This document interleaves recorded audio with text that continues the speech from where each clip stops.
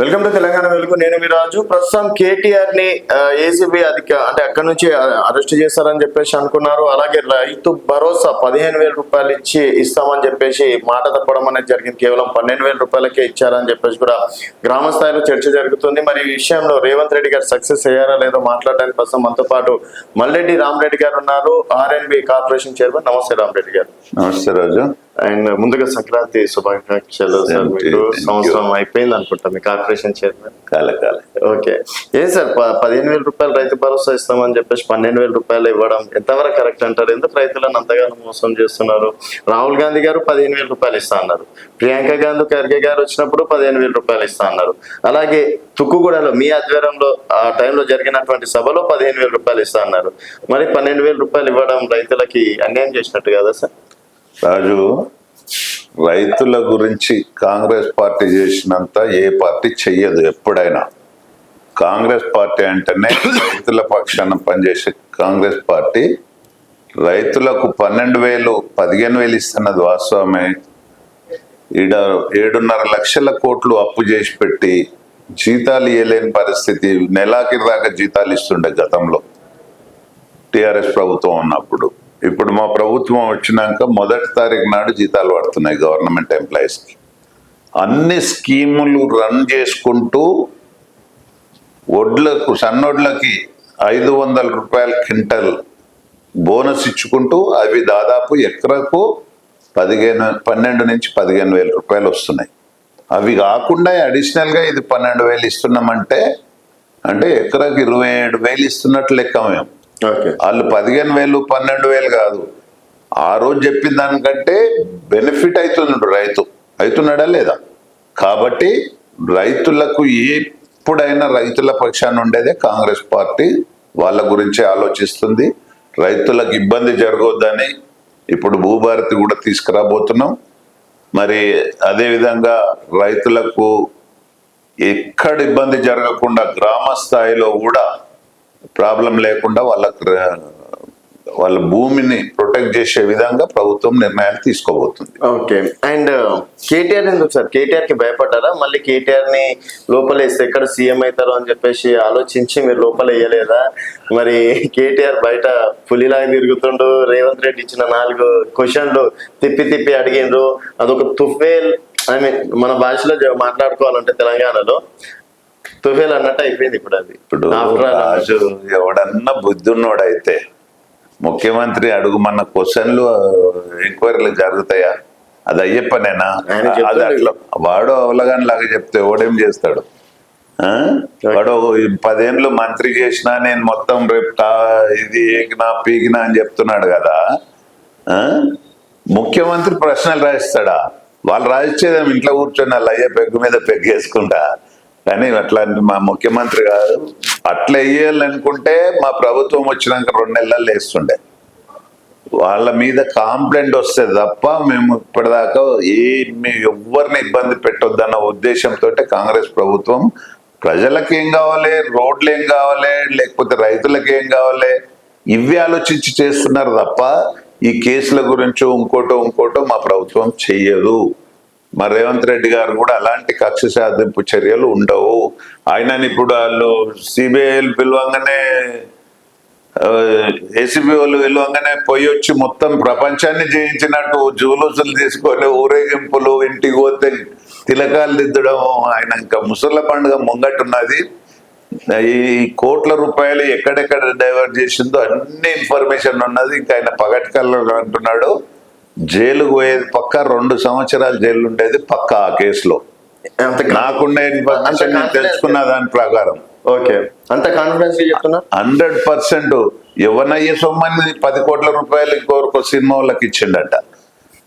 ఈ 47 కోట్లు ఓడికో ఇచ్చాడు. అవన్నీ ఎటువైనా తీస్తే కదా తెలిసేది. ఎలక్షన్ టైంలో క్యాబినెట్లో పెట్టకుండా డబ్బులు ఇవ్వడం అంటే ఎంత పెద్ద తప్పు రాజు. మేము కూడా లోకల్ బాడీస్ లో చేసినాం, మండల్ ప్రెసిడెంట్ చేసినాం, అన్ని వ్యవస్థలలో పనిచేసినాం. మాకు పెట్టే రైట్ ఉన్నా కానీ మేము కంపల్సరీ జనరల్ బాడీలో పెట్టి కౌన్సిల్లో పెట్టి శాంక్షన్ ఇచ్చినాకనే వర్కులు చేయమంటాం తప్ప మా జాగీర్ ఉంది, మా ప్రభుత్వం ఉంది, మా అయ్యమ్మ సంపాదించిన డబ్బుల్లాగా ఇష్టం వచ్చినట్టు ఖర్చు పెట్టడానికే ఈ వ్యవస్థలో ఉండదు. ఖచ్చితంగా నీ సొంత డబ్బుల్ని ఇష్టం వచ్చినట్టు పెట్టుకో. నువ్వు సినిమా వాళ్ళకి ఇస్తావా, ఇంకోరికి ఇస్తావా, మాకు అనవసరం. కానీ ఈ ప్రభుత్వ డబ్బు అంటే ప్రజల సొమ్ము ఒక సిస్టమ్ ఉంది. ఆ సిస్టమ్ ప్రకారం సాంఖ్యం తీసుకోవాలి. అధికారులతో కూడా తప్పు చేసి ఇలా వాళ్ళు సఫర్ అవుతున్నారు వీళ్ళు చేసిన తప్పులకు. అయితే సార్ ఇప్పుడు చూసుకున్నట్టయితే మీ సొంత పార్టీ ఎమ్మెల్యేలు కూడా, నేను పేర్లు ప్రస్తావించాను కానీ, ఫార్ములా ఈ రేసింగ్ వల్ల హైదరాబాద్ ఖ్యాతి పెరిగింది అని చెప్పేసి వాళ్ళు కూడా చెప్పడం అనేది జరిగింది. తర్వాత రాజకీయ విశ్లేషకులు వాళ్ళు కూడా అంటే ఈ పని వల్ల, కేటీఆర్ని అరెస్ట్ చేయించే పని వల్ల ముఖ్యమైనటువంటి పెట్టుబడులు ఇంకోసారి రావడానికి భయపడతారు అని చెప్పేసి కూడా చెప్తున్నారు సార్. కేవలం ఈడ కేటీఆర్ మచ్చ తీసేయాలి, వాళ్ళు చేసినటువంటి అభివృద్ధి ఏం లేదు, అంతా రేవంత్ రెడ్డి ఒక్కడే ఉన్నాడు అని చెప్పేసి అది కక్ష సాధింపు చర్య కాకపోతే ఇంకేం సార్? మరి ఇప్పుడు 100 కోట్ల లాభాలు వచ్చినాయని చెప్పేసి కూడా చెప్తున్నారు కదా సార్. 700 కోట్ల లాభానికి డబ్బులు ఖర్చు పెట్టడానికి అంటే ఏదో వస్తుంది. ఇవాళ నేను ఒక 100 ఎకరాల భూమి కొంటున్నా అంటే ఇవాళ 1000 ఎకరాలు వస్తుంది. మరి ఆ భూమి ఇష్టం వచ్చినట్టు కొనడమేనా? ప్రభుత్వం సొమ్ము ఉన్నప్పుడు దానికి ఒక సిస్టమ్ ఉంటుంది, కొనాలా వద్దా. అదేవిధంగా ఖర్చు పెట్టడానికి కూడా సిస్టమ్ లేదనే కదా మనం వాడు ఇష్టం వచ్చినట్టు ఇచ్చి ఎటో డైవర్ట్ చేసేట్టు డబ్బులనే కదా ఇప్పుడు మా పార్టీ తరఫున మాట్లాడేది. ఇది ముఖ్యమంత్రికి ఏం సంబంధం? ముఖ్యమంత్రి గారు ఎంక్వైరీలలో ఇన్వాల్వ్ అవుతాడా? చట్టం పని చట్టం చేసుకుంటూ పోతుంది కదా. ఇవాళ మా పార్టీ వాళ్ళు కూడా చాలా సమస్యలు ఉంటాయి, ఏమన్నా ఉంటాయి. పార్టీలకు అతీతంగా చూస్తున్నారు. ఇప్పుడు హైడ్రానే ఉందో, మా పార్టీలో కూడా కొంతమంది హైడ్రా తీసేసిండ్రు కదా. ఇది పార్టీకి ఏం సంబంధం? పార్టీకి ఎందుకు రుద్దుతారు, ప్రభుత్వానికి ఎందుకు రుద్దుతారు? వాడు తప్పు చేసిండు, అధికారికంగా కంప్లైంట్ వచ్చింది, కంప్లైంట్ మీద ఎంక్వైరీ జరుగుతుంది. ఎంక్వైరీ తోటి తప్పు చేయకపోతే శుద్ధపుసలాగా ఇంటికి వస్తాడు. తప్పు చేస్తేనే చిప్పకూడదు, ఇంటందుకు జైలుకు పోతాడు. కాదు సార్, ఇప్పుడు మీరు బెనిఫిట్ షోలే ఇవ్వమని చెప్పేసి అన్నారు. అట్లాంటిది గేమ్ చేంజర్ సినిమాకి బెనిఫిట్ షోలు ఇచ్చిండ్రు. అయితే 500 కోట్లు తీసుకొని బెనిఫిట్ షోలకు పర్మిషన్ అసెంబ్లీ సాక్షిగా చెప్పి కూడా అట్లా ఎట్లా మాట తప్పుతున్నారు సార్. మళ్ళీ కక్ష సాధింపు చర్యలు లేవని చెప్పేసి అంటున్నారు. అసెంబ్లీ సాక్షిగా బెనిఫిట్ షోలు రద్దు అన్నారు. మళ్ళీ గేమ్ చేంజర్ సినిమాకి ఎట్లా ఇచ్చిండ్రు సార్?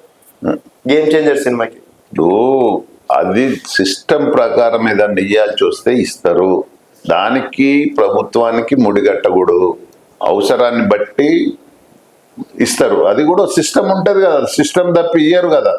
స్పెషల్ గా కాంగ్రెస్ పార్టీలో ఎక్కడ ఒక్క తప్పు కూడా చేయనియరు. మాకు మళ్ళీ పైన హైకమాండ్ ఉంది, ఎవరు తప్పు చేసినా మా ఉన్న కొళ్ళు ఊడిపోతాయన్న భయంతో అందరూ బ్రహ్మాండంగా సిస్టమ్ ప్రకారమే పనిచేస్తారు కాంగ్రెస్ పార్టీలో. అదే ప్రాంతీయ పార్టీలలో వచ్చిన గొడవ అదే కదా. వాళ్ళ జాగీర్ లాగా అయ్యమ్మ సంపాదించిన డబ్బుల్లాగా ఇష్టం వచ్చినట్టు ట్రాన్స్ఫర్లు ఇష్టం వచ్చినట్టు ఖర్చు పెట్టుకుంటారు కదా. మా దగ్గర అట్లా ఉండదు, మమ్మల్ని అడిగేటోళ్ళు ఉన్నారు కదా. అయితే కేసీఆర్ ని మిస్ అవుతున్నాం అని చెప్పేసి జనాలు అనుకుంటున్న మాట. కేసీఆర్ ఉంటే వేరే రకంగా ఉంటుండే అని చెప్పేసి, అంటే వి మిస్ కేసీఆర్ అని చెప్పేసి గ్రామ స్థాయిలో అనుకుంటున్నారని చక్కర్లు కొడుతుంది సార్. కేసీఆర్ ని మిస్ అనుకుంటలేడు, కేసీఆర్ ను మిస్ అవుతుందంటే అలాంటి వర్డే ఏడ గ్రామాలలో రావట్లేదు. బ్రహ్మాండంగా ఉంది. ఇప్పుడు ఇందిరమ్మ ఇండ్లు ఇవ్వబోతున్నాం, కాన్స్టిట్యున్సీకి 3500 అంటే ఒక 40,000 4 లక్షల ఇండ్లు ఇస్తున్నాం ఇప్పుడు ఒక్కసారి. ఆయన 10 ఏళ్లలో కూడా డబుల్ బెడ్రూమ్లు ఇస్తామని చెప్పి ఇయ్యాల దాకా 2 లక్షల ఇండ్లు కట్టలే. మేము ప్రతి సంవత్సరం 4 లక్షలు అంటే 20 లక్షల ఇండ్లు ఈ 5 సంవత్సరాల కంప్లీట్ చేయబోతున్నాం. అది కాంగ్రెస్ పార్టీ కమిట్మెంట్ ఇస్తే అట్లా పని చేస్తారు. గతంలో రాజశేఖర రెడ్డి ముఖ్యమంత్రి ఉన్నప్పుడు చూసిరు మీరు, ప్రతి ఊర్లో మేము కూడా ఆయన పదవులలో ఉన్నాము, మండల ప్రెసిడెంట్ గా ఉన్నా, ప్రతి ఊర్లలో పోయి గచ్చబండ కాడ కూర్చొని గ్రామ సభలు పెట్టి ఎవరికన్నా ఎలిజిబిలిటీ ఉన్న వాళ్ళకు పింఛన్ రాలేదా, రేషన్ కార్డు రాలేదా, లేకపోతే ఇల్లు రాలేదా అని అడిగితే రానోళ్ళు చేతులు లేవటం అనే పరిస్థితిలో మేము ఆ రోజు పాలన జరిగింది కాంగ్రెస్ ప్రభుత్వంలో. వీళ్ళు పోలీసు వాళ్ళని పెట్టుకొని ఊరు బయటకు తరిమి కొడుతుంటే తిరిగిన వ్యక్తులు వీళ్ళు, మన కాంగ్రెస్ పార్టీ గురించి చెప్పేది. ఓకే. అయితే మీరు లెక్క ప్రకారం ఇప్పటి వరకు బడ్జెట్ లేదని చెప్పేసి అంటున్నారు, ఉన్న దాంట్లో కోతలు విధిస్తున్నారు. మరి బడ్జెట్ లేనిది 3500 ఇళ్ళకి పైసలు ఎట్లా ఇస్తారు? తర్వాత రైతు భరోసా అలాగే ఇందిరమ్మ భరోసా కింద కూలీలకు కూడా 12,000 రూపాయలు అని చెప్పి శాంక్షన్ చేసారు. ఆ డబ్బులు ఎక్కడి నుంచి వస్తారు? అలాగే 10 సంవత్సరాలుగా రేషన్ కార్డులు అయితే ఇయ్యలే కేసీఆర్, అది వాస్తవమే. మీరన్నా ఇస్తారా లేకపోతే పేపర్ స్టేట్మెంట్ మంత్రంగా సాగుతాయి అనుకోవచ్చా? 10 సంవత్సరాలు రేషన్ కార్డులు ఇయ్యలే, 10 సంవత్సరాలు కొలువులు ఇయ్యలే, 10 సంవత్సరాలు వాళ్ళు ఇచ్చిన డబుల్ బెడ్రూమ్లు ఇయ్యలేదు. ఇంకా వాళ్ళు ఇచ్చింది ఏంది? మాటలు చెప్పి దోసుక తిన్నారు తప్ప 7.5 లక్షల కోట్లు పెట్టి ఏం చేసిరో ఒక్కటి చెప్పు. మన ఒక్క రోడ్ వేయలే. మాది రోడ్ డెవలప్మెంట్ కార్పొరేషన్ మాకు సంబంధించింది. మొన్న సీఎం గారి దగ్గర మీటింగ్ అయితే 10 సంవత్సరాలల్లా గతంలో కాంగ్రెస్ పార్టీ ఉన్నప్పుడు వేసిన రోడ్లే కనీసం అవి రీబీటీ కూడా చేయలే. ఇప్పుడు మా ప్రభుత్వం వచ్చినాక ఈ 3 సంవత్సరాలలో దాన్ని ఒక ప్రణాళికబద్ధంగా మా ముఖ్యమంత్రి గారు చెప్పారు.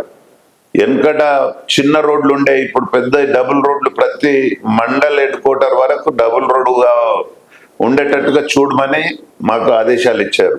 అది మా కమిట్మెంట్. గతంలో రాజశేఖర రెడ్డి ముఖ్యమంత్రి ఉన్నప్పుడే రేషన్ కార్డులు ఇచ్చారు, మళ్ళీ ఇయ్యలేడు దాకా రేషన్ కార్డులు ఇయ్యలే. మళ్ళీ ఇప్పుడు కాంగ్రెస్ పార్టీ ఇవ్వబోతుంది. ఎప్పుడైనా చూడు, పెన్షన్లు ఇచ్చింది కాంగ్రెస్ పార్టీ, రేషన్ కార్డులు ఇచ్చింది కాంగ్రెస్ పార్టీ, ఆరోగ్యశ్రీ ఇచ్చింది కాంగ్రెస్ పార్టీ, ఫీజు రియంబర్స్మెంట్ ఇచ్చింది కాంగ్రెస్ పార్టీ. వీళ్ళు 10 ఏళ్ళ ఇప్పుడు 5 ఏళ్ళ ఈ ఫీజు రియంబర్స్మెంట్ డ్యూ పెట్టారు. వాళ్ళెక్కడండి మాట్లాడుతందుకు? సిగ్గు లేకుండా తాగి ఫామ్ హౌస్ లో వండుకునేటోళ్ళు కూడా ఇలా మాట్లాడతామంటే ఎట్లా? ఓకే. అయితే మీరు డెఫినెట్ గా ఈ పథకాలు అయితే అమలు చేస్తారంటారు. దాంట్లో 100% మేము చెప్పిన ప్రతి ఒక్క పథకం ఎక్కడి నుంచి తెస్తారు? అమలు చేస్తాం. పైసలు ఎక్కడి నుంచి తెస్తారు? ఈ దోసుకునేది కంట్రోల్ అయ్యింది కదా. ఇప్పుడు వాళ్ళు 50% దోసుకుంటున్నారు, 50% ఖర్చు పెట్టారు. మేము 100% ఒక్క రూపాయి మిస్యూజ్ కాకుండా, మాకు రేషన్ కార్డులు ఇస్తే పైసలు రావు, లేకపోతే ఇంకోటి ఇస్తే మాకు పైసలు వచ్చేయాలంటే ఆయనలా కాళేశ్వరం లాంటిది ఒకటి పెట్టుకొని కట్టుకొని సరే. మీ లెక్క ప్రకారం ఆయన 7.5 లక్షలు అప్పు చేసిందంటే దానికి సచివాలయం సాక్ష్యం ఉంది, అంబేద్కర్ విగ్రహం సాక్ష్యం ఉంది, కాళేశ్వరం ప్రాజెక్టు ఉంది, పాలమూరు ప్రాజెక్టు ఉంది, దాదాపు ఒక 5-6 అంటే చూడనికే ఉన్నాయి.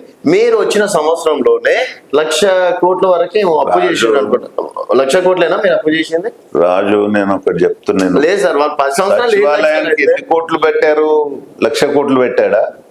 లేదు, అట్లీస్ట్ అవి ఉన్నాయి. మీరు 1,00,000 కోట్లు అప్పు చేసి మీరు ఏం చేసినారు అన్నది నా పాయింట్. అదే, మేము 1,00,000 కోట్లు అవి అప్పు కట్టడానికే సరిపోతుంది కదా. 5 సంవత్సరాలు 5 సంవత్సరాలు కాదు. మేము అంటే సంవత్సరం అయిపోయింది. మిస్యూజ్ కాకుండా రోజుకు 18 గంటలు మా మంత్రులు, మా ముఖ్యమంత్రి గారు కష్టపడుతున్నారు, ఎక్కడ ఒక్క రూపాయి కూడా మిస్యూజ్ కాకుండా. ఈయన ఎవ్వరి కాళ్ళు మంత్రులకు దొరికింది, మంత్రులు దోసుకురు, ముఖ్యమంత్రికి దొరికింది, ముఖ్యమంత్రికి దోసుకుంటూ వాళ్ళ కుటుంబానికి దొరికింది, కుటుంబం పోటీ పడి దోసుకున్నారు ఈ రాష్ట్రాన్ని. వాళ్ళకి మాకు కొంతనే కానండి. అవన్నీ కంట్రోల్ చేస్తే ఇవన్నీ స్కీములు ఇచ్చే పరిస్థితి మాకుంది. మేము ఎక్కడ డబ్బులు రూపాయి కూడా మిస్యూజ్ అయ్యే పరిస్థితి కాంగ్రెస్ పార్టీలో ఉండదు. దానికి చిన్న ఎగ్జాంపుల్ సార్, అంటే నిన్నటి నుంచి ట్రోల్స్ అవుతుంది ఒకటి. రేవంత్ రెడ్డి